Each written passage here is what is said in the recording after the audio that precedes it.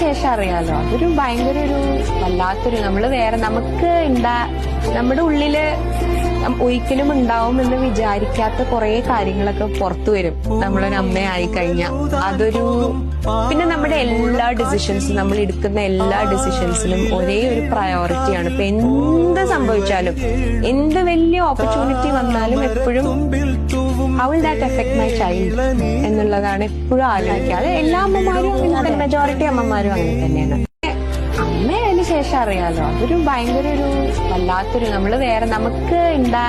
നമ്മുടെ ഉള്ളില് ഒരിക്കലും ഉണ്ടാവും എന്ന് വിചാരിക്കാത്ത കുറെ കാര്യങ്ങളൊക്കെ പുറത്തു വരും നമ്മളൊരു അമ്മയായി കഴിഞ്ഞാൽ.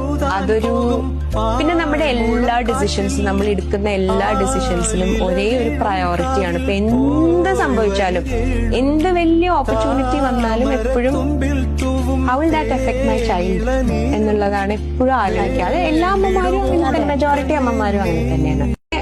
അമ്മയതിനു ശേഷം അറിയാലോ, അതൊരു ഭയങ്കര ഒരു വല്ലാത്തൊരു